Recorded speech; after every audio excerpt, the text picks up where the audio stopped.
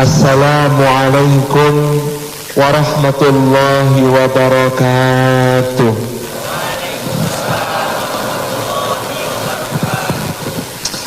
Hadratal mukarramin, para alim, para ulama, para asatid, para ustadzat, guru-guru umat yang senantiasa kita takdimi, kita nantikan bimbingannya. Hadratal mukarramin, para pemimpin, para tokoh masyarakat, para sesepuh, bini sepuh, pepundan kita semuanya yang kita senantiasa mohon restunya, dan rekan-rekan semuanya, ikhwan, akhwat, rahimani wa rahimakumullah yang saya hormati. Puji syukur kehadirat Allah Subhanahu wa taala atas limpahan karunia-Nya. Allah himpunkan kita di kota yang kita cintai ini, Masya Allah. Meskipun saya cintanya agak gimana-gimana gitu, karena di buku terbaru saya Sang Pangeran dan Janisa terakhir, ya bagaimanapun juga Semarang markasnya Belanda. Jenderal de Kock itu markasnya di sini, kemudian di akhir perang pindah ke Magelang untuk menjebak Pangeran Diponegoro di Magelang kan gitu. Jadi ya inilah Semarang. Untung namanya Candi Lama ya.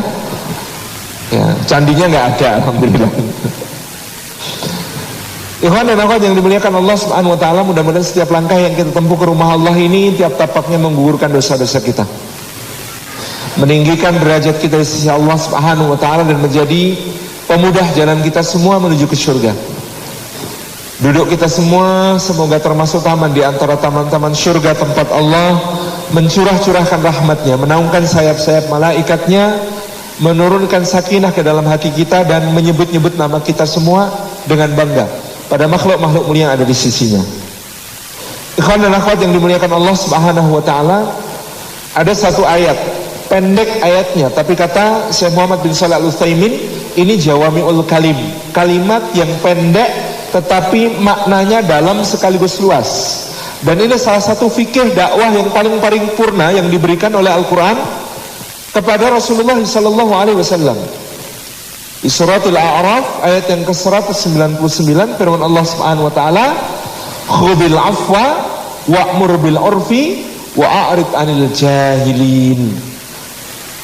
Firman Allah Subhanahu wa taala, khudhil afwa, maafkanlah, wa'mur bil urfi, perintahkan kepada yang ma'ruf, wa'arid 'anil jahilin, dan berpalinglah dari orang-orang yang berbuat jahil.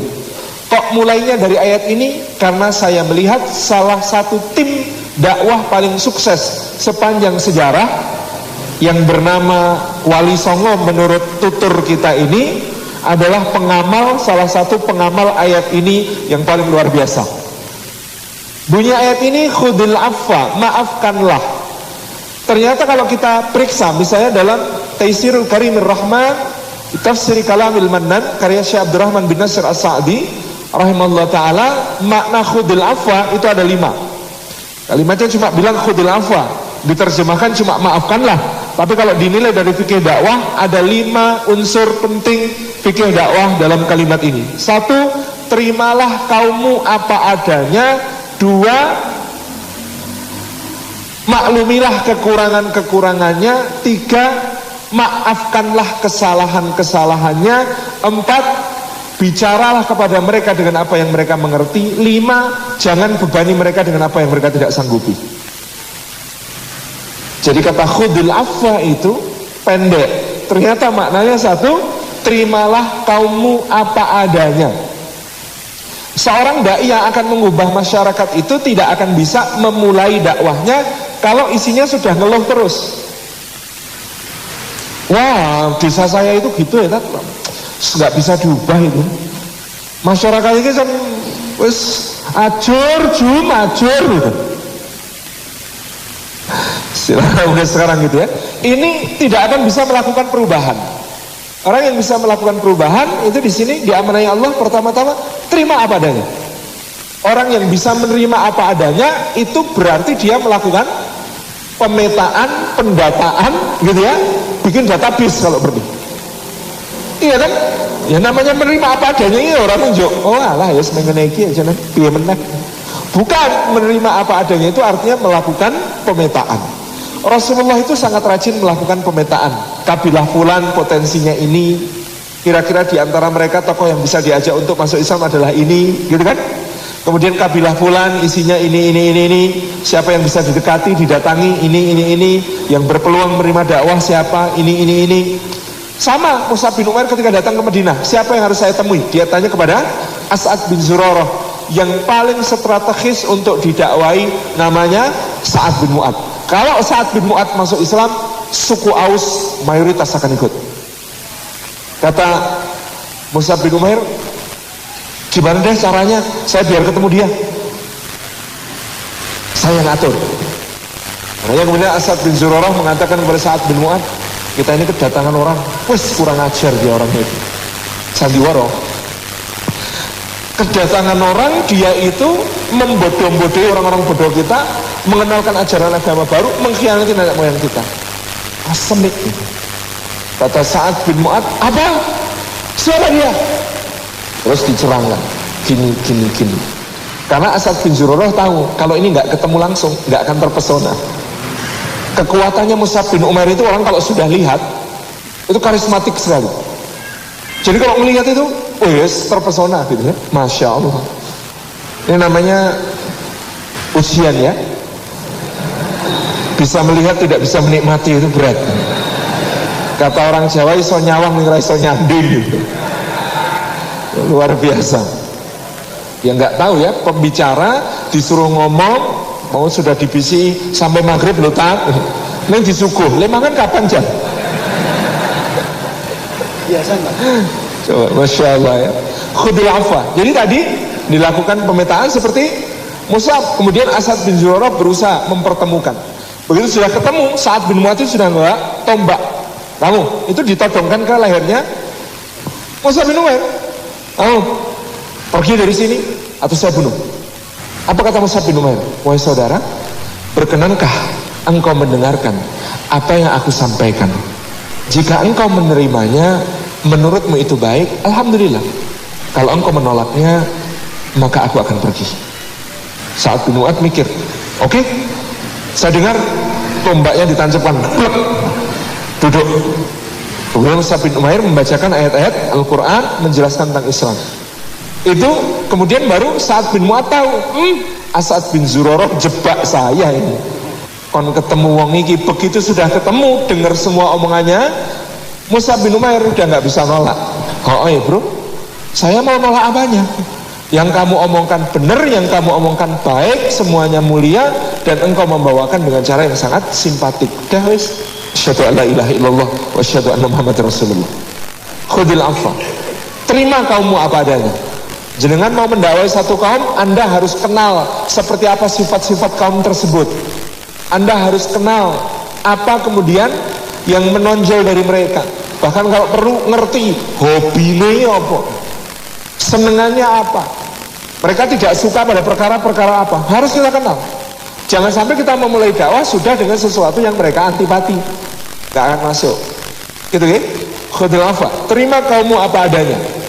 Dua, maklumi kekurangan-kekurangannya.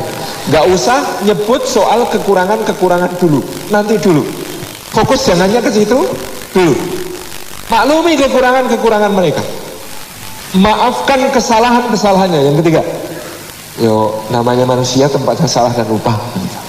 Salah, gak apa-apa, terima dulu. Yang keempat, jangan bicara kepada mereka dengan apa yang belum mereka mengerti. Alon-alon bro, ujuk-ujuk. Jangan ujuk-ujuk. Bina dusun-dusun di lereng Merapi, teko-teko. Bapak ibu sekalian, kita ini wajib menegakkan sunnah di dalam diri kita di setiap keseharian. Mas, sunnah ini kenapa? Belum paham. Jangan bicara kepada mereka dengan apa yang belum mereka mengerti. Bapak ibu sedaya, teng KTP agaminipun menapa? Islam. Monggo sinten sing presa rukun Islam menika menapa mawon. Menika wonten beras 3 kilo hadiahipun. Masuk enggak? Masuk. Antum datang-datang langsung kemudian menyampaikan gitu ya, satu yang berat nggak bisa. Jadi jangan bicara kepada mereka dengan apa yang mereka belum mengerti. Maka ini tadi survei ini penting betul. Iki tekan sepiro toh pemahaman mereka tentang Islam itu seberapa, ikatan mereka dengan Islam itu seperti apa. Yang terakhir, jangan membebani mereka dengan apa-apa yang belum mereka sanggup. Bapak Ibu sekalian, pokoknya mulai besok Bapak Ibu sekalian sudah harus mengamalkan sholat tahajud, sholat duha, sholat rawatib. Apa nih masih? Nah ini penting. Jadi khudil afwa, terima apa adanya, gitu ya. Maklumi kekurangannya, maafkan kesalahannya. Jangan bicara dengan apa yang tidak mereka mengerti. Jangan membebani dengan apa yang mereka belum sanggup. Wa'mur bil urfi, dan perintahkanlah kepada al-urf. Al-urf yakni al-ma'ruf. Nah, ikhwan dan akhwat dimuliakan Allah, ada beberapa kosakata baik dalam Al-Quran. Kalau Ustaz Hidayat itu sampai didetailkan beberapa. Cuma saya mau membahas dua saja dari antara semua kata yang berarti baik dalam Al-Quran. Dua ini, al-ma'ruf dan al-khair. Kita bisa menemukan dua-duanya berkumpul misalnya dalam kalimat wal takum minkum ummatu yad'una ilal khairi wa ya'muruna bil ma'rufi wa yanhauna 'anil munkari wa ulaika humul muflihun. Kata Allah Subhanahu wa taala, wal takum, dan hendaklah ada minkum di antara kalian ummatun, satu kelompok manusia, yad'una ilal khairi, yang mengajak manusia menuju kepada al khair, wa ya'muruna bil ma'rufi, dan memerintahkan yang ma'ruf, wa yanhauna 'anil munkar, dan mencegah dari yang munkar, wa ulaika humul muflihun, dan yang demikian itu adalah orang-orang yang beruntung. Kenapa untuk al khair kalimat yang dipilih Allah yad'una? Kenapa untuk al-ma'ruf kalimat yang dipilih Allah ya'muruna? Kalau al-khair yad'una, kalau al-ma'ruf ya'muruna. Jadi al-khair dan al-ma'ruf itu kayak iman dan Islam. Kata iman dan kata Islam itu mengikuti kaidah kalau kumpul pisah, kalau pisah kumpul. Paham kaidahnya? Kalau kumpul pisah, kalau pisah kumpul. Maknanya kalau dalam satu lafadz nas, teks Quran atau teks hadisnya kumpul, ada Islamnya, ada imannya, maka Islam punya makna sendiri, iman punya makna sendiri. Kalau kumpul bisa. Tapi kalau dalam satu teks Quran atau hadis hanya ada salah satu di antara keduanya, berarti misah, maka maknanya kumpul. Paham? Nggih, misalnya hadis Jibril, hadisnya Sayyidina Umar bin Khattab tentang Jibril yang datang di Al-Arba'in An-Nawawiyah nomor 2, itu ya. Itu kan ada akhbirni anil Islam, ada akhbirni anil iman, ada akhbirni anil ihsan. Ada rukun iman, rukun Islam, rukun ihsan, kan gitu. Berarti iman dan Islam di situ berada pisah apa ngumpul? Ngumpul, maka maknanya bisa. Iman apa iman? Antuk minu billahi wa malaikatihi wa kutubihi wa rusulihi wa bil yaumil akhiri wa bil qadri khairihi wa syarrihi minallahi ta'ala. Wes, gitu ya. Jadi yang namanya iman, iman kepada Allah, iman kepada malaikat, iman kepada kitab, iman kepada rasul, pada hari akhir, takdir. Islam antas syahada alla ilaha illallah wa anna muhammadar rasulullah wa tuqimas shalah wa tu'tiyaz zakah wa tasuma ramadan wa tuhajjul bait in istata'ta ilaihi sabila. Oh, yang namanya Islam itu syahadat tiada ilah selain Allah Muhammad utusannya, kamu salat, kamu zakat, kamu saum Ramadan, kamu haji ke Baitullah kalau mampu. Jadi iman sendiri, Islam sendiri. Kembali ke hadis tadi, ma'ruf dan khair. Ma'ruf dan khair, kalau ngumpul misah, kalau misah ngumpul. Di ayat tadi Ali Imran, gitu kan? Ayat berapa? Wa takum minkum, ayat berapa? 104. Kalau kuntum khairu ummatin 110. Ini 104 ayatnya NU, 110 ayatnya Muhammadiyah gitu ya. Karena dulu coba lihat gitu ya maklumat pendiriannya, kalau NU itu mulai dengan wal takum minkum. Kalau kemudian persyarikatan Muhammadiyah itu ayatnya kuntum khaira ummatin gitu ya. Isinya sama. Nah, ikhwan dan akhwat yang dimuliakan Allah Subhanahu wa taala, maka di ayat ke-104 surat Al Imran itu misah. Gitu ya. Maknanya misah karena lafadznya ngumpul. Ada al-khair, ada al-ma'ruf. Al-ma'ruf itu, kata ma'ruf artinya diketahui, dikenali. Kata mungkar itu kebalikan dari ma'ruf, artinya diingkari, tidak dikenali. Apa maknanya ma'ruf? Dikenali. Maksudnya adalah kebaikan yang semua orang kenal bahwa itu baik. Tidak ada akal sehat yang akan mempertanyakan soal hal tersebut disebut sebagai kebaikan. Jujur itu ma'ruf. Semua orang sak jahat-jahat wong, jujur itu baik. Amanah, kena dipercaya, bisa diandalkan. Itu semua orang mengaku itu ma'ruf. Dermawan, suka menyantuni anak yatim, fakir miskin, baik hati, tidak sombong, gemar sedekah. Itu ma'ruf. Semua orang mengaku itu sebagai kebaikan. Tapi kalau al-khair itu kebaikan yang takaran ukurannya dari sisi Allah. Tidak boleh bikin sendiri. Ustaz, saya itu kalau waktu subuh itu rasanya syahdu ya, saya kalau subuh itu kalau sholat kok cuma 2 rakaat itu rasanya kurang, Tat. Makanya saya kalau subuh itu sholat saya 12 rakaat. Boleh mboten? Tidak, karena dia adalah al-khair, ukurannya dari Allah.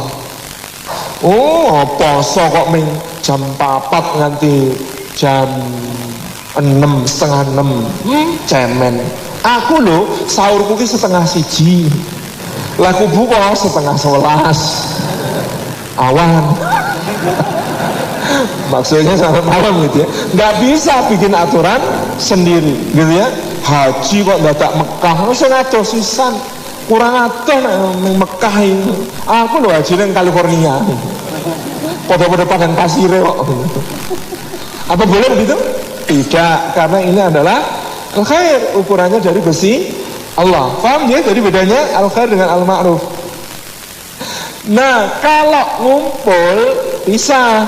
Tapi kalau pisah ngumpul. Kalau hanya disebut al-ma'ruf, maka maknanya adalah al-ma'ruf dan al-khair juga. Kalau hanya disebut al-khair, maknanya juga al-ma'ruf dan al-khair.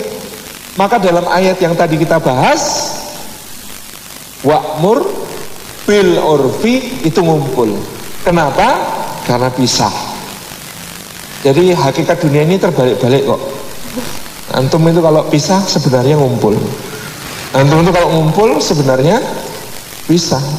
Gitu. Karena kalau antum pisah nggak ada di sini, antum cuma Allahumma fil mu'minin wal mu'minat wal muslimin wal muslimat al ahya'i minhum. Nah, antum termasuk al ahya'i minhum, gitu kan? Rabbana ighfir lana wal ikhwanina alladziina sabaquna bil iman. Wala taj'al fi qulubina ghillan lil ladzina amanu. Nah, antum termasuk alladzina amanu. Itu kalau antum pisah, itu sebenarnya kumpul sebagai alladzina amanu. Tapi kalau antum kumpul begini, ini hakikatnya pisah-pisah. Oh, ana Suparjo, ana Suyatno, ana Paiman, ana Paijem gitu ya. Kalau ngumpul pisah, itu kita. Hakikatnya sama. Gitu ya. Jadi kalau ngumpul pisah, kalau pisah supaya paham kaidah ini ya. Jadi karena wa'mur bil urfi, maka dia misah sehingga maknanya ngumpul. Yaitu kata Syekh Sa'di, maknanya adalah jadilah engkau wahai Muhammad imam dalam perkara-perkara ma'ruf agar kamu bisa mengajak manusia kepada perkara-perkara khair. Paham? Jadilah kamu imam dalam perkara-perkara ma'ruf supaya kamu bisa membawa manusia kepada perkara-perkara khair.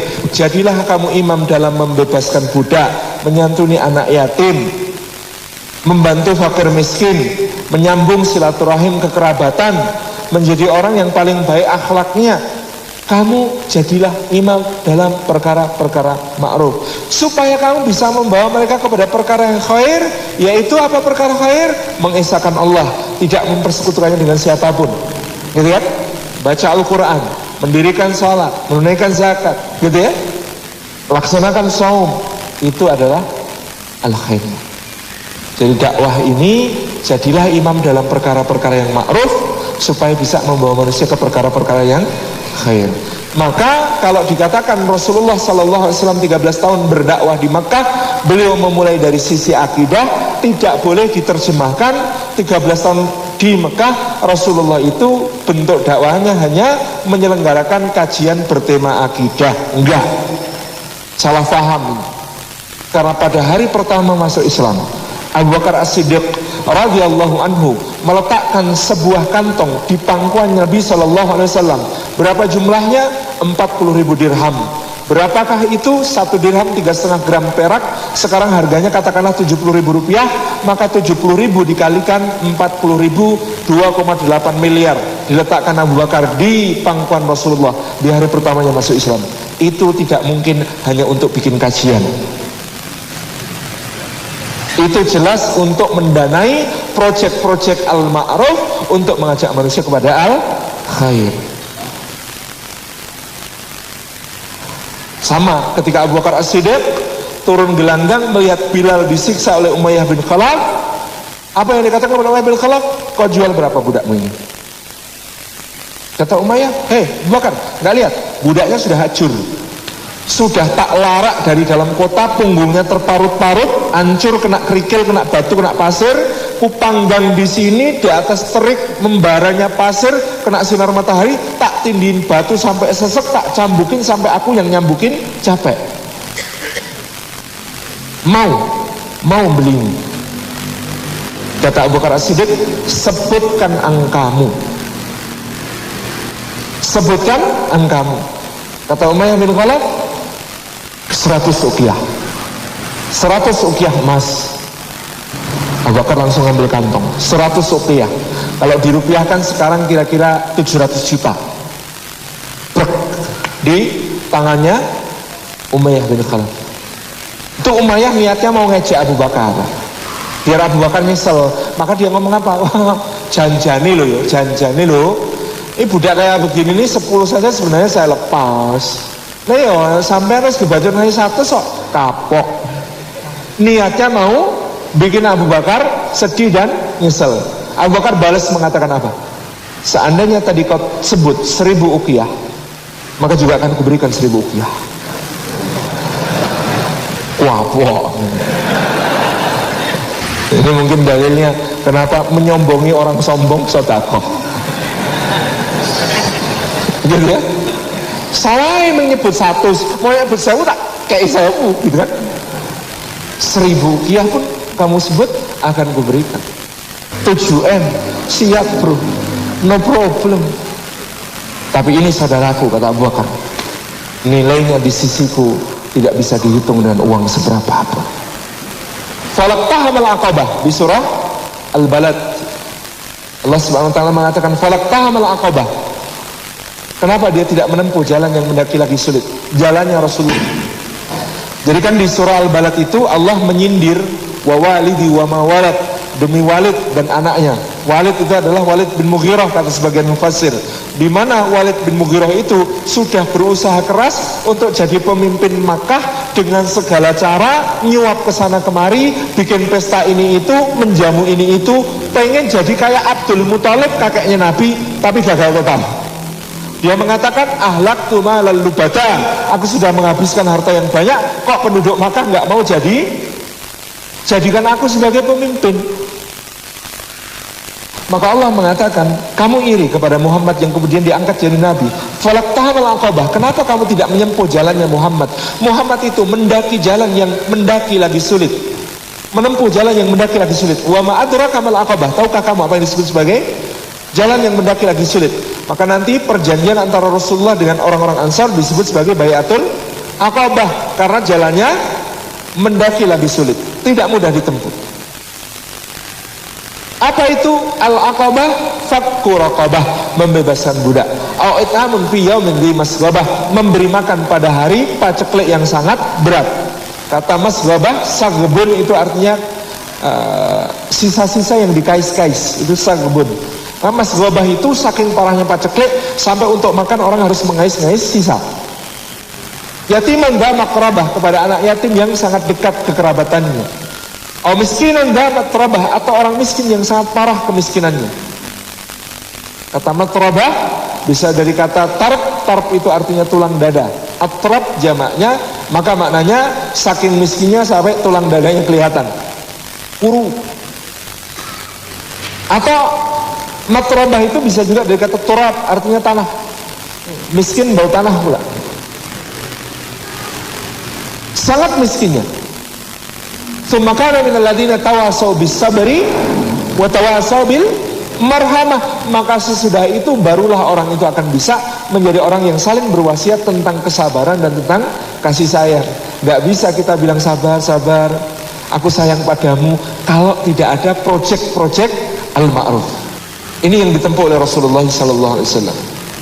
Dan ini yang ditirukan oleh ulama-ulama yang kita akan sebut sebagai wali songo, asam manis yang disontor. Nanti kita lihat. Wa arid anil jahilin, fikih dakwah yang ketiga, berpalinglah dari orang-orang yang berbuat jahil. Kata jahil dalam bahasa Arab itu bahasa Inggrisnya ignorance. Ini tidak ada terjemahannya dalam bahasa Indonesia.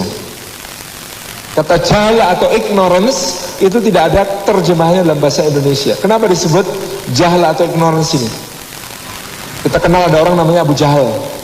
Kenapa disebut Abu Jahal? Apakah dia bodoh?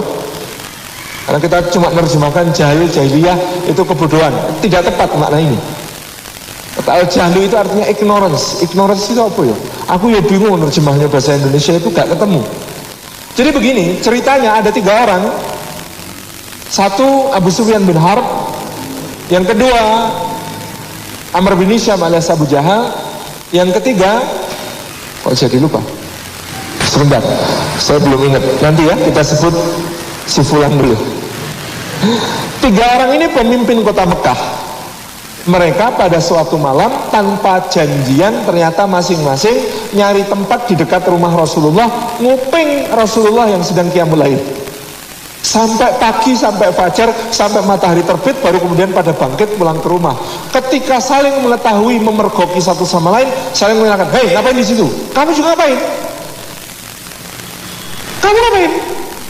Pada dengerin Muhammad ya, kata Abu Jahal. Awas ya, jangan sampai para pengikut kita tahu. Gengsi bro, malu-maluin. Masa kita dengerin Muhammad? Ayo, janji-janjian, jangan ada yang kesini lagi. Yang lain bilang, siap. Ternyata janji tinggal janji. Malam berikutnya pada ketagihan dengerin Rasulullah salat dan baca Quran, tetap masing-masing menempati tempatnya. Paginya bangun lagi, kemudian saling menyalahkan lagi. Oh kamu apa? Kamu kok di sini? Kamu juga ngapain di sini? Aku kan cuma ngeliatin kamu. Ternyata kamu tetap di sini. Sama kamu juga, gitu ya. Al-Ahnas bin Syarif, ketemu namanya. Satu adalah Abu Jahal Amr bin Hisham, 2 Al-Ahnas bin Syariq, yang ketiga adalah Abu Sufyan bin Harb, 3 pemimpin Mekah. Malam ketiga, wes janji-janjian pakai jentik itu. Ajar ini loh, orang sesuai ajar ini, iya. Ternyata masing-masing tetap di tempatnya. Akhirnya kemudian Abu Jahal bilang, hari ini kita bersumpah atas nama semua berhala yang ada di Ka'bah. Siapa yang kesini maka kita bunuh rame-rame. Akhirnya malam berikutnya nggak ada yang berani berangkat. 3 malam semuanya di rumah nggak bisa tidur, masih mikir Muhammad ini salah apa sih? Yang pertama gelisah Al-Ahnas bin Syariq, dia menemui Abu Sufyan hari berikutnya.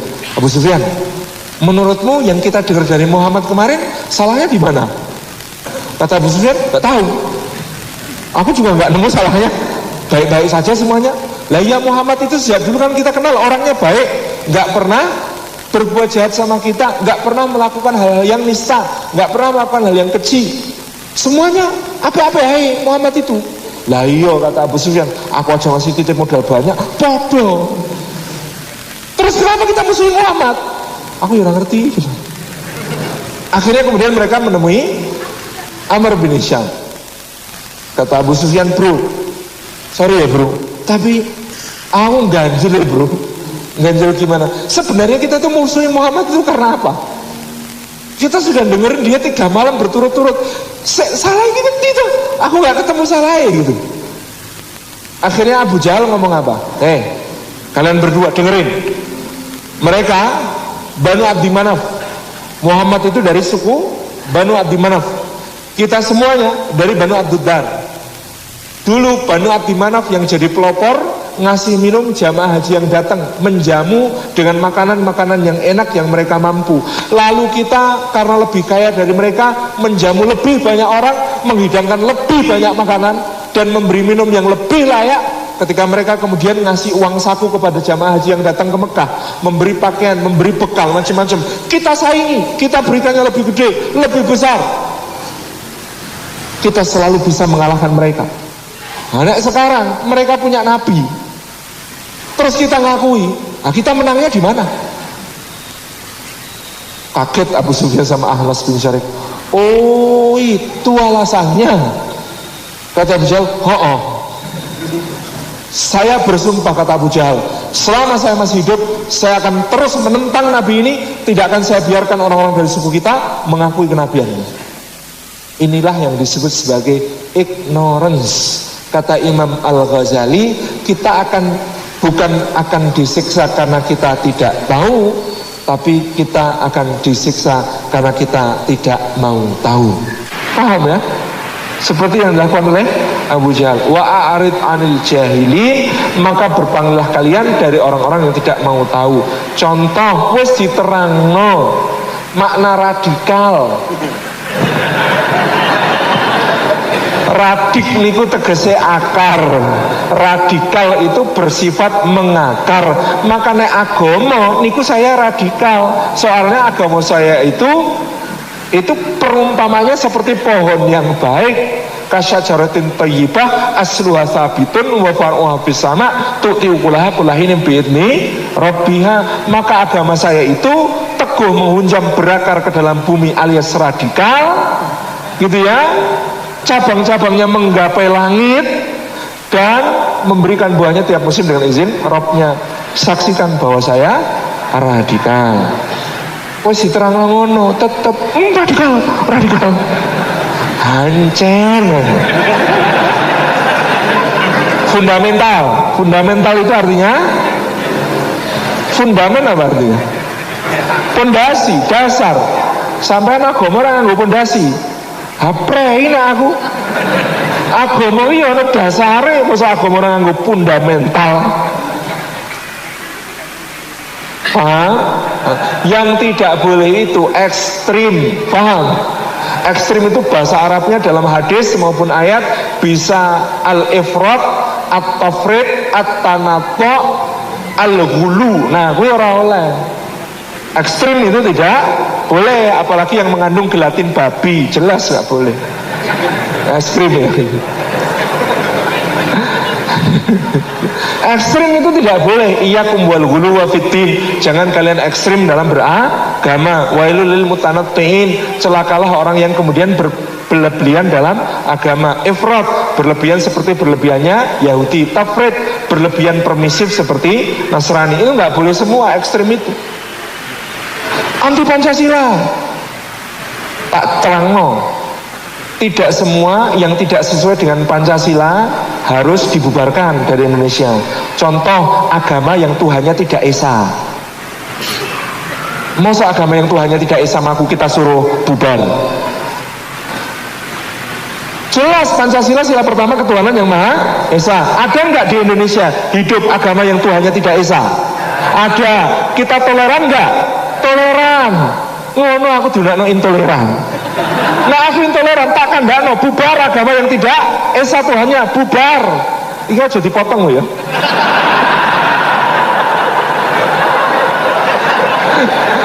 Potong bahaya. Kan kita tidak begitu. Kurang toleransi apa coba? Coba kurang toleransi apa? Masya Allah, ngono loh. Biasanya saya naik kesel metu ngene iki. Tabarak Rahman. Bapak Ibu yang dirahmati Allah, kita kembali ke tadi bahwasanya wa'arid al-jahilin. Ya wes rasa turusi, kita cukup berpaling dari orang yang sedemikian, fokus pada kerja-kerja dakwah kita. Oke, kita sedang membahas Wali Songo. Kembali ke jalan yang benar. Nah, ikhwan dan akhwat yang dimuliakan Allah, maka benar yang dikatakan para pendiri Republik Indonesia ini. Di antaranya ada Ki Bagus Hatikusumo, ada Kiai Haji Abdul Wahid Hashim, gitu ya, ada Abikus Nocok Rosioso yang kemudian menjadi anggota BPUPKI dan PPKI yang merumuskan dasar konstitusi kita. Di mana kemudian mereka merumuskan satu kalimat yang luar biasa indah dalam preambul konstitusi kita, dalam mukadimah undang-undang dasar kita, berbunyi atas berkat rahmat Allah yang maha kuasa dan dengan didorongkan oleh keinginan yang luhur supaya berkehidupan kebangsaan yang bebas, maka rakyat Indonesia menyatakan dengan ini kemerdekaannya atas berkat rahmat Allah. Bahasa Arabnya birawi, berkat rahmat Allah 75%. Allah. Kenapa atas berkat rahmat Allah? Luar biasa. Saya selalu mengulang narasi ini kepada teman-teman. Jangan mau dibilang dijajah 350 tahun. Enggak. Kalau dijajah kok 350 tahun, habis kita. Contoh bangsa asli Amerika, contoh bangsa asli Australia. Itu yang dijajah, itu yang begitu. Orang aborigin itu aslinya menurut sejarawan ada 8-20 juta orang. Sebelum James Cook datang, sebelum Admiral Flinders datang, itu ada sekitar 8-20 juta orang aborigin di Australia. Sekarang sisa berapa? 45.000. Itu pun dikonservasi kayak suaka marga satwa. Maka ketika Australia sok-sokan mau ngomong tentang Indonesia, tentang memberikan hak kepada rakyat Papua, saya ingin ngomong kasar. Saya ingin ngomong kasar gitu. Kasar pokoknya. Lah ya ora mutu tenan Sana itu membantai jutaan orang dari 8-20 juta, Sumatera sisa 45.000. Mau ngajarin kita tentang bagaimana memperlakukan saudara-saudara kita di Papua yang kita rangkul dengan penuh indah dakwahnya Ustaz Fadlan Garamatan, diajarin mandi, pakai sabun, pakai baju, diajarin sholat. Seperti yang dikatakan Ustaz Fadlan Garamatan, satu-satu yang bisa mempertahankan Papua di bawah naungan NKRI cuma dinul Islam. Nek sing kai-kai engko dipotong ini. Coba bayangkan mereka datang dari luar negeri, motretin orang Papua, dijual sebagai proposal. Anda tahu Ustaz Fadlan Garamatan itu kalau menjelaskan betapa Bu, air susu ibu itu hanya untuk putra putri ibu, itu menjelaskan kepada orang Papua dengan begitu luar biasa pengorbanannya. Sementara itu yang dari luar sana itu mengatakan kepada rakyat Papua, itu tolong disusui babinya, kita foto ya. Di Papua yang dibodoh-bodohin sama orang-orang yang menjadi agen luar negeri itu, asinya ibu-ibu kita di Papua itu, konsumen pertama bukan anaknya, babinya. Coba bayangkan. Dan kita umat Islam masuk keliru gitu. Ini kesel tenan yang aku berarti ini metu terus gitu. Masya Allah ya. Kita kembali ke tadi. Di Amerika 50-110 juta orang yang secara salah kaprah disebut Indian, Native American, Amerika asli itu musnah. Di mana mereka sekarang? Tidak ada. Itu ganasnya penjajahan Barat. Columbus, Cortez, Pizarro, Amerigo Vespucci, Admiral Flinders, Kapten James Cook, kayak begitu menghancurkan peradaban. Kita Nusantara, Indonesia, katanya dijadi 350 tahun. Nyatanya ini masih sisa 240 juta. Kan berarti keren gitu. Eksis resisten bisa bertahan. Maka saya menyimpulkan kita bukan 350 tahun dijajah. Kita ini 350 tahun berjihad melawan penjajahan. Jangan mau dibilang 350 tahun dijajah. Dan ada orang-orang yang mau mengecilkan perjuangan bangsa kita dan mengatakan, apa Indonesia cuma dijajah sama perusahaan. Dengar begini ini saya juga pengen ngomong kasar. Karena apa? Karena tahun 1637 puncak kejayaan VOC, kekayaan VOC di tahun 1637 dibandingkan dengan 20 perusahaan terbesar di dunia zaman sekarang digabung jadi satu, VOC masih menang. Kekayaan VOC tahun 1637 itu digabung 20 perusahaan zaman now, Google, Facebook, itu Apple, apa itu namanya, PetroChina, dan lain sebagainya itu. Ini nggak ada rasis-rasisnya ya, cuma menyebut nama sesuai dialek mereka kan. Ini digabung jadi satu, 20 perusahaan terbesar di dunia sekarang nggak bisa mengalahkan VOC.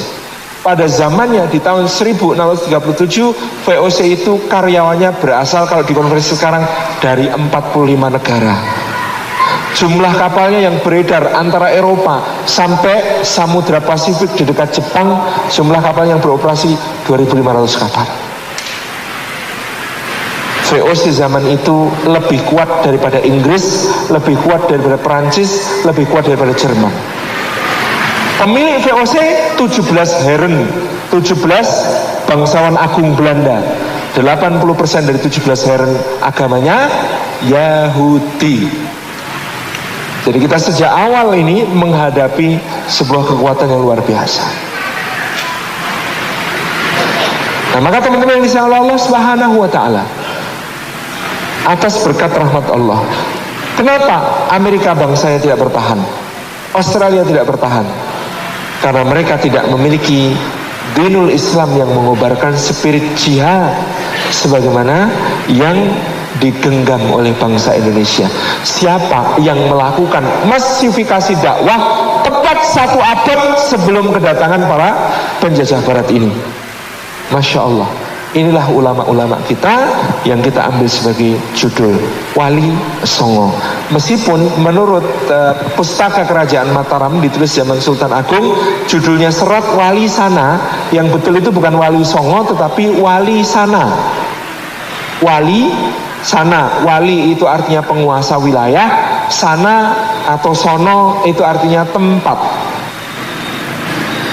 Atau sebagian tokoh sejarawan misalnya Profesor Ahmad Mansur Suryanegara mengatakan yang betul adalah walius sana. As-sana artinya pujian. Disebut walius sana karena mereka melakukan amal-amal terpuji yang bukan cuma diakui oleh kaum muslimin, tetapi bahkan diakui oleh kekuatan-kekuatan kafir, termasuk Maharani Majapahit, Maharani Suhita yang pernah menganugerahkan gelar Wong Agung Majapahit kepada Maulana Malik Ibrahim.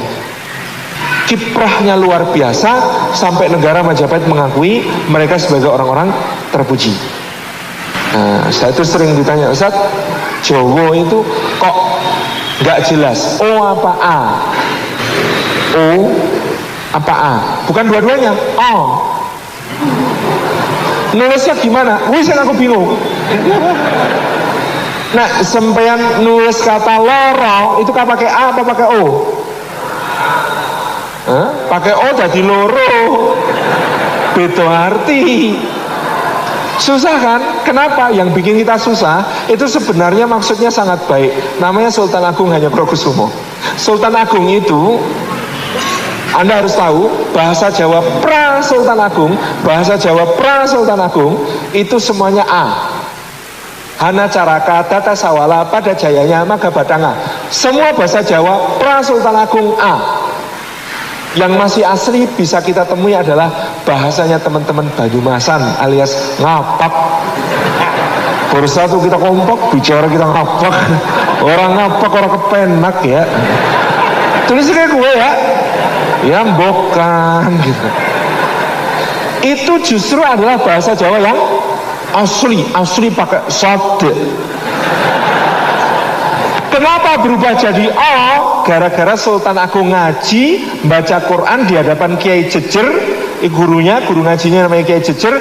Dia itu diajari melafalkan huruf kha, ra, ta, ba, sad, bot. Bacanya gimana? Ra, ta, sa, o. Kok bagus ya? Gara-gara dengar huruf vokal Arab A yang bagus pada sa, pa, ra, ba ini, Maka ketika Sultan Agung jadi raja, khususnya tahun 1633, beliau menetapkan mulai sekarang bahasa Jawa menjadi Basa Jawa. Oh, raja bebas, gitu kan? Sakarepku lah, aku harus menentokke basa. Maka sejak saat itulah bahasa Jawa penulisannya abjad Latin jadi membingungkan karena ada huruf O, bukan A, bukan O, tapi tengah-tengah antara A dan O namanya O. Ini saya bahas karena kemarin saya diprotes, Ustadz, di buku baru waktu saya di Panegara. Di Panegara itu nama tempat atau gimana? Oh, mesti itu wong Jawa ya. Akhirnya saya bingung, wah piye ya nulis ya? Karena aslinya nulis Jawa itu ya pakai A. Karena nanti kalau kemudian dapat imbuhan di belakang itu berubah kembali menjadi A. Contoh, rasa. Tapi kalau kita bilang ditambah ini rasane, tidak boleh rasane tapi rasane. Angel toh. Aku ya bingung. Lanjut terus piye gitu. Akhirnya kita melakukan permakluman. Ya wes lah, karang sing do kenal lagi Diponegoro, Mangguung. Akhirnya ditulis Diponegoro pakai O, bukan pakai A. Kalau sebenarnya penulisan huruf Jawanya tetap A. Ini ngelegeno, bukan taling tarung. Kalau taling tarung O, kalau ngelegeno O, gitu kan? Makin bingung. Mari kita kembali ke pembahasan tadi ya. Jadi makanya huruf Jawa ini dulu A, sekarang O. Ini itu ya, saya mau ngomong bahwa ini gara-gara ya salah satu eyang saya yang agak unik ini. Seneng sodo. Lah beliau itu ya aneh-aneh kok, kalender wes dewe-dewe di dadek siji. Jadi dulu orang pesisir itu pakai kalender Hijriah, orang pedalaman pakai kalender Saka. Kalender Hijriah itu Komariah, pakai perhitungan bulan. Kalender Saka itu pakai perhitungan matahari Samsiah. Lah kok iso-iso sama beliau kalender Hijriah dipakai Muharram, Safar, Rabiul Awal, Rabiul Tsani, Jumadil Awal, Jumadil Tsaniyah atau Jumadil Akhirah dan lain sebagainya itu diubah menjadi Suro, Sapar, Mulut, Rejab, Ruah, Poso, Sawal. Suro, Sapar, Mulut, Bakdo Mulut, Jumadil Awal, Jumadil Akhir, Rejab, Ruah, Poso, Sawal, Selo, Besar. Bisa begitu. Terus angka tahunnya itu, angka tahun Jawa itu, kenapa angkanya banyak? Karena tahun Saka itu diubah menjadi penanggalan Hijriah, lalu angka tahunnya diteruskan. Jadi angkanya nggak pakai angka Hijriah, tapi pakai angka tahun Saka yang diteruskan. Sekarang adalah tahun 1953 tahun Jawa Wawu. Karena tahun Jawa itu ada Dal, Wawu, B, Ehe, Jimawal, Jimakir. Itu nama-nama tahun Jawa menurut Sultan Agung. Kita balik ke sini. Nah, Bapak yang dirahmati Allah, Wali Sana ini yang disebut dalam serat Wali Sono. Nah, ini mungkin ada yang mempertanyakan, Ustaz, Wali Songo itu tenane ada mboten? Kowe arep ngakoni rapopo, ning kowe salat ganjarane masuk Wali Songo. Kowe poso ganjarane masuk Wali Songo. Kowe sedekah ganjarane masuk Wali Songo. Soalnya siapa? Mereka yang membawa hidayah kepada simbahmu yang ke-37 itu. Masya Allah ya, bahwasanya ternyata bukti sejarahnya apa? Ada 3 pustaka penting terkait Wali Songo. 1, Handbook van Bonang. Handbook van Bonang itu ada 2 naskah, dua-duanya ditemukan di Koninklijk Archief, arsip kerajaan yang ada di Leiden, di Belanda. Handbook van Bonang A isinya adalah notulensi pengajian yang disampaikan oleh Sunan Bonang. Yang nulis hati-hati mas, nanti ditemukan ternyata notulensi pengajian Salim Nafilah. Yang nemukan 100 tahun, 200 tahun lagi. itu ternyata ada notulensi pengajiannya Sunan Bonang. Headbook Van Bonang naskah B, ternyata terjadi musyawarah para wali. Ini notulensi permusyawaratan para wali membahas aliran-aliran sesat dan bagaimana cara menanggulanginya. Ini pustaka pertama. Pustaka kedua namanya Keropak Ferrara. Keropak Ferrara ditemukan di Museum Ferrara di Italia. Isinya apa? Notulensi pengajiannya Wong Agung Majapahit alias Susuhunan Gresik alias Maulana Malik Ibrahim. Jauh lebih tua usianya. Disebut sebagai Keropak Jawa atau Keropak Ferrara. Pustaka ketiga adalah Serat Wali Sana yang ditulis zaman Sultan Agung untuk mengabadikan kiprah para wali. Sampai sekarang masih menjadi pustaka Keraton Yogyakarta. Masih ada kalau mau lihat. Tiga-tiganya ini masih ada sampai sekarang. Jadi naskah-naskah ini masih ada, menunjukkan eksistensi mereka. Tentang Headbook Van Bonang, Schrike yang meneliti naskahnya memperkirakan naskah ini dirampas oleh Cornelis de Houtman, kapten kapalnya Belanda yang pertama mengunjungi Nusantara pada tahun 1596 ketika dia mendarat di Tuban. Diangkutlah ke Belanda. Meskipun yang ngangkut tidak sampai ke Belanda. Cornelis de Houtman mati di Aceh, dibunuh oleh Laksamana Aceh Kemala Hayati, seorang perempuan panglima pasukan Inong Bale yang luar biasa. Jadi teman-teman yang disayang Allah SWT, ini 3 sumber pustaka sejarah. Yang paling menarik, sebagaimana penelitian dari Pak Wiji Saksono tahun 1964, beliau meneliti 3 naskah ini. Penelitian beliau menghasilkan kesimpulan Serat Wali Sono luar biasa dalam mengabadikan kiprah para wali ini dalam berdakwah di Jawa. Kalau kita gabungkan dengan penelitian hari ini, maka ditemukan bukti-bukti Maulana Malik Ibrahim ternyata kelahiran Azerbaijan. Tahu Azerbaijan di mana? Itu ngulain yang peta Yohana loh. Antum kalau lihat peta dunia, nanti coba cari negara Turki di Asia Barat. Kalau sudah ketemu Turki, geser ke timur dikit, geser ke kanan sedikit, naik ke atas sedikit. Di situ ada Azerbaijan, jejernya Georgia dan lain sebagainya di Asia Barat. Itu tempat asalnya Maulana Malik Ibrahim. Sekolahnya di mana? Sekolah di Mesir. Dari Azerbaijan pergi ke Mesir. Di Mesir menempuh pendidikan. Ketika menempuh pendidikan, dia tertarik pada karya Ibnu Battutah Ar-Rihlah, gitu ya, yang kemudian menceritakan sebagiannya tentang negeri-negeri di Kepulauan Timur di Nusantara. Ini Maulana Malik Ibrahim itu terobsesi maca kuwi. Keren, iki aku kudu rono. Langsung bicaranya saya harus ke sana karena dia membaca itu terpesona. Ya, Maulana Malik Ibrahim ini terpesona pada tulisannya Ibnu Battutah misalnya tentang Samudra Pasai. Kata samudra oleh Ibnu Battutah ditulis dengan huruf tok. Sumatra Basai. Sumatra Basai, itulah asal muasal kenapa kita menyebut pulaunya sebagai Sumatera. Gara-gara Ibnu Battutah nulis samudra pakai huruf tok. Sumatra Basai. Di sebelah timurnya Jazirah Sumatera. Dan beliau mengatakan, saya itu lihat di Samudra Pasai itu ingat Andalusia ya bro. Kenapa? Ada bukit bertingkat-tingkat penuh dengan pepohonan, warnanya hijau, sejuk dipandang. Maksudnya Bukit Barisan. Itu oleh beliau kemudian disebut pulau ini seperti Andalus. Maka itulah kenapa Pulau Sumatera juga disebut sebagai Pulau Andalas. Yang beda sak harokat. Nang dhuwur ki biasanya mlentuke sok kehapus gitu ya. Andalus menjadi Andalas gitu. Terus di timurnya ada jazirah namanya Yawah.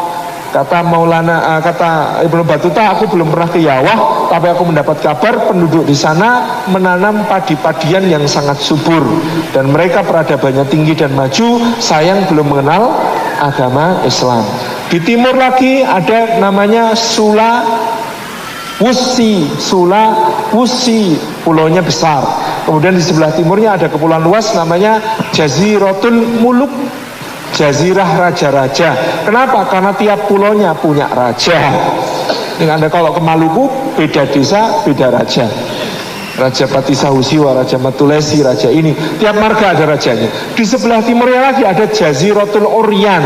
Kata Oryan dalam bahasa Arab artinya orang-orang yang telanjang. Ini jazirahnya orang-orang telanjang. Makanya dulu Gus Dur karena ngerti bahasa Arab, nama Irian oleh beliau diganti menjadi Papua, dikembalikan ke Papua karena Irian ini elik ya artinya. Artinya telanjang gitu ya. Jadi maka diganti menjadi Papua. Nah, tapi Ibnu Battuta itu sampai bikin hipotesis. Ini kayaknya loh ya. Itu Dzulqarnain itu sudah sampai Papua. Kenapa? Karena di surah Al-Kahfi diceritakan Fatba Asababa, Dzulqarnain mengikuti jalur yang dia ikuti sampailah dia ke tempat Matlu Asyams, tempat terbitnya matahari. Di tempat terbitnya matahari dia ketemu siapa? Orang-orang yang didapati hampir-hampir tidak menutupi badannya dengan siter apapun, tidak menutupi baju ke pakaiannya. Jadi kalau kata Ibnu Battuta kayaknya itu Dzulqarnain sampai sana. Makanya kalau kita ini membayangkan ya, Jazirah Islam itu sekarang dari Maroko sampai Merauke, dari Maroko sampai Merauke gitu. Nah ini aku mulai dipotong menahin darahnya orang ganti negara ini. Di Maroko sampai Merauke, Masya Allah, Jazirah yang luar biasa. Nah, kata Ustaz Fadlan Karamatan, sekarang itu di muka bumi ini orang yang sholat pertama kali adalah orang Papua. Iya, tidak ada orang lain yang lebih sholat duluan daripada orang Papua. Orang Papua pertama. Karena Merauke sudah subuh, Masjidil Haram masih Isya. Jadi sholatnya duluan orang Merauke gitu. Sana sudah subuh, ya, Mekah masih Isya. Masya Allah ya, luar biasa. Duluan pokoknya. Saya ngomong begitu sama Ustaz, karep mutat. Ngono ya kena. Tapi Masya Allah ya, ini beliau itu sangat yakin ya. Kita ini calon pewaris peradaban, kebangkitan umat itu di tangan Indonesia. Jenengan pergi ke negara manapun, pengajian orang sing ini orang enak. Insya Allah semangatnya orang bersolat subuh berjamaah, melaksanakan berbagai taklim.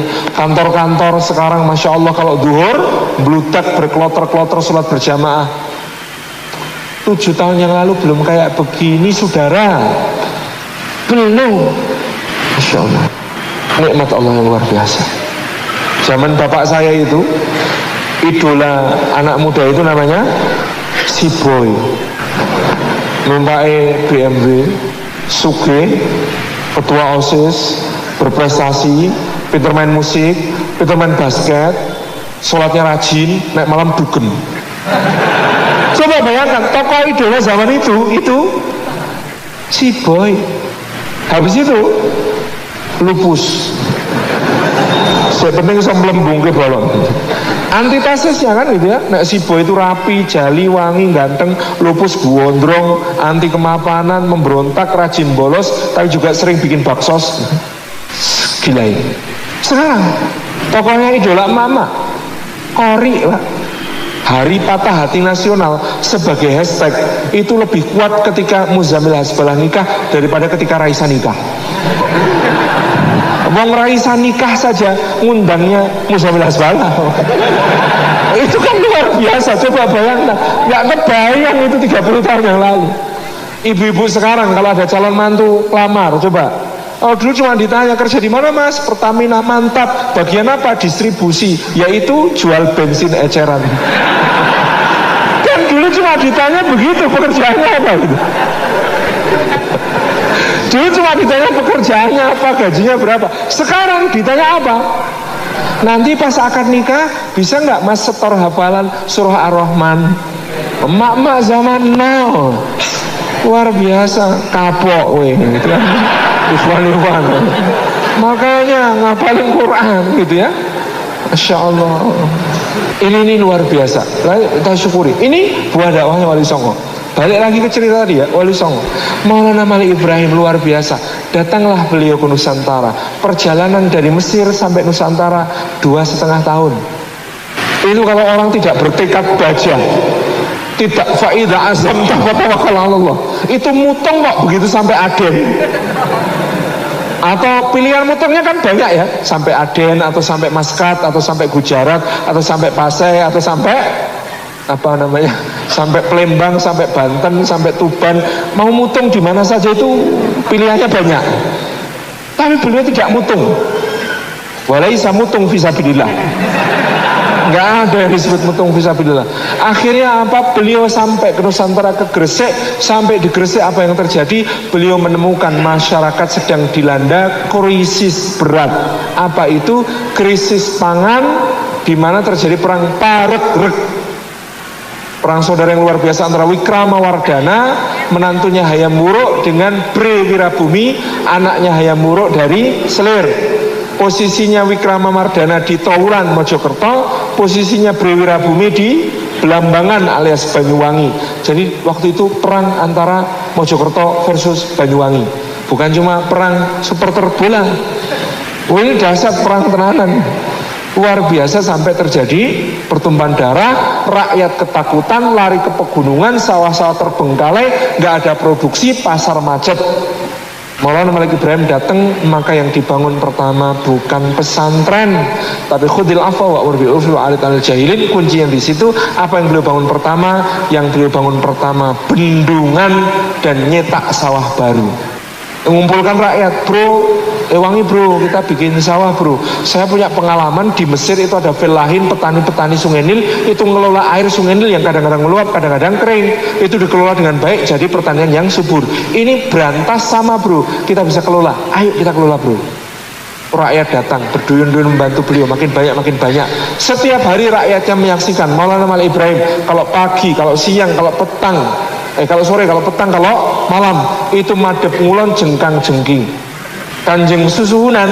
Nah, kata awalnya adalah susuhunan. Susuhunan itu artinya tempat minta bantuan. Maka kemudian disingkat karena susuhunan itu terlalu panjang menjadi sunan. Kanjeng Sunan kok madhep ngilen jengkang jengking itu apa? Salat niku napa? Manembah dhumateng sinten? Gusti Allah. Gusti Allah niku napane Bathara Guru. Karena pertanyaannya warga kan begitu ya. Itu apanya Sang Hyang Siwah nih? Oh, dijelaskan pelan-pelan didakwai. Menurut surat Walisana datang berikutnya, namanya Maulana Abdurrahim Al-Maghribi. Kalau disebut Al-Maghribi berarti berasal dari Maghrib. Maghrib itu mana? Dekat-dekat Isya ya. Maghrib itu Maroko. Jadi satu alma mater dengan Ustadz Abdul Somad ya. Beda generasi. Maulana Abdurrahim Al-Maghribi datang ke Nusantara, ketemu Maulana Malik Ibrahim, tanya, aku enaknya apa bro, dakwah bro? Wah, sini banyak tukang santet seh, sini ini banyak dukun, sini ini banyak keramat-keramat serem-serem, sampean rukyah gimana? Asyap. Maka kemudian dia merukyah kemana-mana. Jadi tukang sihir dikalahkan, tukang santet dikalahkan, dukun-dukun dikalahkan, tempat-tempat keramat di rukyah oleh beliau, bersih ketika itu. Makanya nanti cucunya dari pihak ibu, namanya Sunan Kalijaga, ketika membuat film animasi pertama di dunia, namanya Wayang Kulit. Di sini nggak ada apa-apanya, apalagi ceritanya cuma Aladin gitu. Ini luar biasa. Beliau menyusun sebuah cerita dari cerita yang dikenal masyarakat. Saya pernah ditanya, oh Sunan Kalijaga kok menggunakan cerita yang jelas-jelas mitologi Hindu untuk berdakwah? Ini kun juga hukumnya apa? Boleh. Dalilnya kisah Nabi Ibrahim. Nabi Ibrahim itu nyebut hada Robbi kepada bintang, bulan, matahari.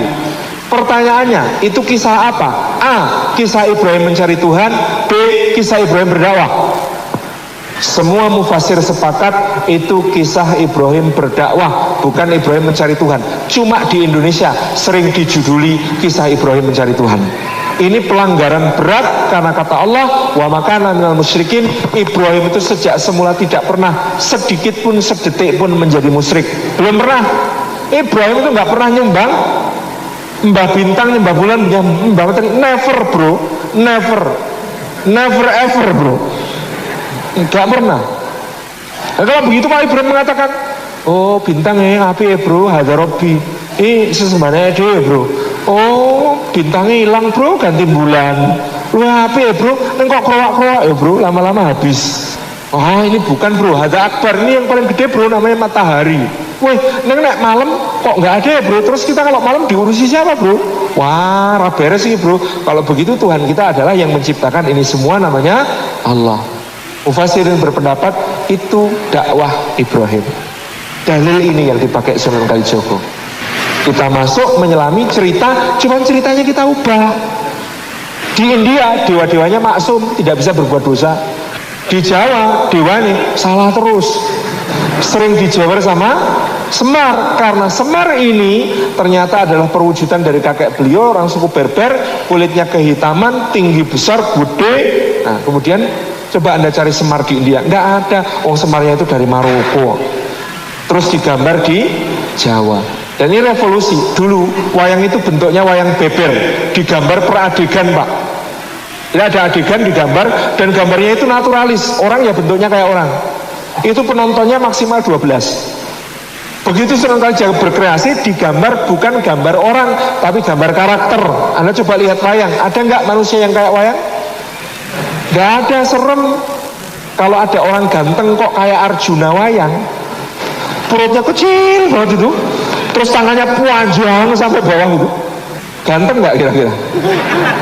Gak, jerangkong bu. Tapi coba perhatikan, kenapa jadi estetis, jadi indah? Itu hebatnya Sunan Kalijaga. Maka gambar itu gambar karakter. Kenapa matanya kesatria kecil-kecil? Matanya Arjuna, matanya Krishna, matanya Yudhistira, semuanya kecil pak. Kenapa? Ghodul basar, menahan pandangan. Bandingkan motone buta terong, motone buta cakil, motone semua raksasa, Rahwana, Batara Kala, gede-gede, soalnya jelalatan, tata keranjang. Perutnya perhatikan, perutnya para kesatria kecil-kecil, rajin puasa Senin Kamis sih. Perutnya raksasa gede-gede, tamak serakah, nggak peduli halal haram. Mulutnya Krishna, mulutnya Arjuna, kecil atau besar? Kecil, jelirit, tipis. Kenapa? Hifdzul lisan. Sementara yang raksasa-raksasa bleweh. Kenapa? Terocoh. Omongannya itu nggak karu-karuan, sama. Maka dipentaskan wayang itu. Kalau pas dalang Sunan Kalijaga itu masuk monggo, sak deringipun nonton wayang kedah bayar. Bayaripun apa Kanjeng Sunan? Bayaripun namung montro rapalan mangke kula tuntun. Dos pundi uninipun Kanjeng Sunan? Asyhadu alla ilaha illallah wa asyhadu anna Muhammadar Rasulullah. Nama ngoten niku, wis saged semua? Ya. Begitu wayang dipentaskan, diterangkan makna asyhadatain. Lalu penonton merasa sadar, loh Kang, kita tadi pindah agama toh Kang? Wah, dibacot itu. Wah, dijebak Kanjeng Sunan Kali kok piye? Nah, ini jebakan fi sabilillah yang dipasang oleh Sunan Kalijaga. Jadi budaya digarap luar biasa, teman-teman yang insyaallah luar biasa. Jadi kita meneruskan, ada ulama Aliuddin dan Taqiyuddin, itu kerjanya dakwah di pelabuhan oleh Semarang. Bro, daripada mampir belok ke situ bro. Itu dulu namanya Sunan Kuning misalnya gitu ya. Lu. Terus ngaji bro, ngaji. Aro macet bro, ngopi. Kopinya digiling bukan digunting bro. Ya ngono kopi digunting sama ini itu jelas bid'ah itu gitu. Kopi itu ya aslinya digiling bukan digunting. Masa, Masya Allah. Terus setelah itu ada namanya Maulana Ahmad Rahmatullah, datang ke Jawa, itu jadi guru tata negara Kerajaan Majapahit, diberi tempat di Ampel Denta di Surabaya. Ini pertama yang dibikin bukan sekolah agama, tapi sekolah tata negara. Jadi guru itu, beliau bukan guru agama pertama-tama, guru PPKN.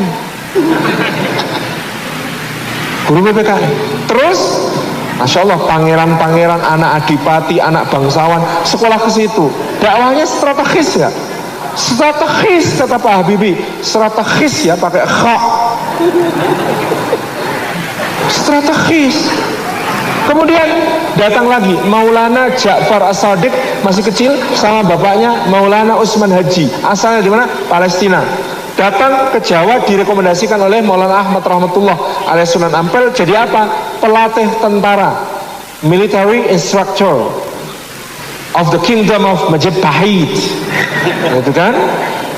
Ini ada buktinya, bahkan dilacak di buku sejarah Dalem Waturenggong dari kerajaan Gel-Gel di Bali, di mana Raja Kresna Kepakisan dari dinasti Dalem Waturenggong diceritakan berkunjung ke Majapahit, pulangnya dikasih hadiah 60 orang prajurit terbaik, kira-kira wisudawan akmil terbaik. 60 orang ini dikasihkan ke Bali, dan 60-nya semuanya nyama selam. Nyama artinya saudara, selam artinya Islam. 60 muslim pertama di Bali.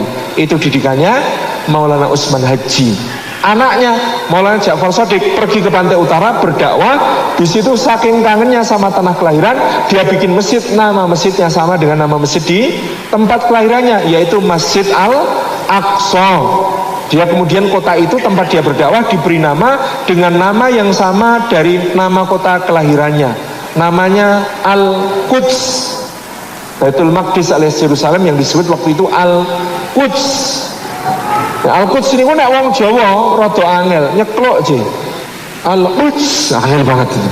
Maka kemudian disebut oleh orang Jawa sebagai kota Kudus.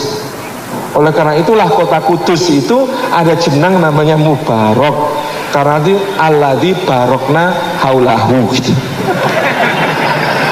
Maka saya keberatan kalau disebut kota kretek, karena dia adalah kota dakwah. Mercusuar dan prasasti hubungan yang sangat erat antara Baitul Maqdis, Masjidil Aqsa dengan Indonesia, itu di sana. Dakwah terus berlanjut. Ini anak-anak muda ini punya generasi kedua, dakwah. Ada Maulana Ishaq bin Maulana Ibrahim As-Samarqandi. As-Samarqandi berarti asalnya dari Samarkand. Samarkand di Rusia Selatan. Datang jadi dokter, Pak. Maulana Ishaq itu dokter. Dia datang ke Belambangan, lagi ada wabah, dia ngobatin wabah, menyembuhkan wabah. Diambil mantu sama raja Prabu Menak Sembuyu, dinikahkan dengan Dewi Sekardadu, menghasilkan putra namanya Maulana Ainul Yakin. Maulana Ainul Yakin gede disebut Raden Paku sama kakeknya. Kemudian dia menjadi Sunan Giri, raja para wali pada zamannya, mendirikan Giri Kedaton di Gresik. Dan satu monumen terakhir sebelum ditutup, saya ingin sampaikan hal penting yang sekarang sedang coba dinarasikan negatif oleh teman-teman Islamofobia. Apa itu, teman-teman? Sekarang ini ada narasi dari kawan-kawan Islamofobia mengatakan keagungan Jawa, peradaban Adiluhung Nusantara di bawah Majapahit dihancurkan oleh kedatangan Islam. Saya bilang, saya pengen ngomong kasar, dusta. Nek orang ngarepku sing ngomong tak kerawus ra ini. Ini soal parah ini ya. Kerawus tenang. Kenapa? Semua sejarawan mengatakan sengkalan jatuhnya Majapahit. Apa sengkalan jatuhnya Majapahit? Sirno ilang kertaning bumi. Kalau diterjemahkan, Sirno 0 ilang 0 kertaning 4 bumi 1. Iso maca ngono iki ra sampean? Sirno itu 0, ya Sirno kan 0, ilang itu 0, kertaning itu 4, bumi itu 1. 1400 Saka dikonversi menjadi tahun Masehi 1478. Ini mau dinarasikan seakan-akan ketika itulah Islam Demak menyerang Majapahit. No big no. Ora iso ya, ora iso. 1478 di semua sejarawan, Pak Slamet Mulyana gitu ya, Dr. Haji de Graaf, semuanya sepakat itu bukan penyerbuan Demak. Karena Demak itu menurut Pak Solihin Salam ketika akan menyerang Majapahit, ada orang memprovokasi, Raden Patah ayo tuntaskan dakwah, serbu Majapahit. Kata Raden Patah, sebentar saya tanya para wali. Apa kata para wali? No. Raden Patah, no, jangan. Orang Jawa ini sangat sensitif pada bakti orang tua. Kalau sampean menyerbu Majapahit, bapak sampean masih jadi raja di sana, namanya Raja Brawijaya V, maka Anda akan dianggap anak durhaka. Orang Jawa nggak akan mau masuk agamanya anak durhaka selama-lamanya.